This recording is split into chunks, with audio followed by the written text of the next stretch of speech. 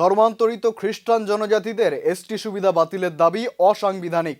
জনজাতি সুরক্ষা মঞ্চকে তীব্র কটাক্ষ আদিবাসী অধিকার রাষ্ট্রীয় মঞ্চের। সংবিধান সংশোধনের মাধ্যমে ধর্মান্তরিত জনজাতিদের এসটি সুবিধা থেকে বাতিল করার ডাক দিয়েছিল জনজাতি সুরক্ষা মঞ্চ। 25শে ডিসেম্বর আস্তাবল ময়দানে ডিলিস্টিং র্যালির আয়োজনও করেছেন তারা। তবে এই কর্মসূচি নিয়ে ইদানিং তোলপাড় হচ্ছে রাজ্য রাজনীতি। রাজ্যের বিরোধী দলেরা একে একে মুখ খুলছেন এই বিষয়ে। কেউ বলছেন এটা জনজাতিদের একতা ভাঙার ষড়যন্ত্র, এর ফলে দুর্বল হবে জনজাতি। কেউ বলছেন এটা বেআইনি, হয়তো সেই জন্যই আইন বদলানোর কথাই বলছে জনজাতি সুরক্ষা মঞ্চ। এবারে এই কর্মসূচিকে তীব্র ভৎসনা করল আদিবাসী অধিকার রাষ্ট্রীয় মঞ্চ। বৃহস্পতিবার একটি জাতীয় কার্যকারী পর্ষদের মিটিং এ তারা বলেন, জনজাতি সুরক্ষা মঞ্চের কর্মসূচি সম্পূর্ণ অসাংবিধানিক এবং বিভাজনকারী। জনজাতি সুরক্ষা মঞ্চ কর্পোরেট পন্থী আদিবাসী বিরোধী নীতিগুলির ঢাল হিসেবে কাজ করছে। একাধিক বিজেপি এবং আরএসএস নেতা সংগঠনটির সঙ্গে জড়িত। ধর্মান্তরিত ডিলিস্টিং ইস্যুতে রাজ্য রাজনীতি তোলপাড় হলেও বিজেপি নেতৃত্ব অবশ্য এ বিষয়ে মুখ খোলেনি। প্রশ্ন উঠছে, এই রাজনীতির রঙ্গমঞ্চের খেলায় জনজাতিদের ভবিষ্যৎ কি হবে?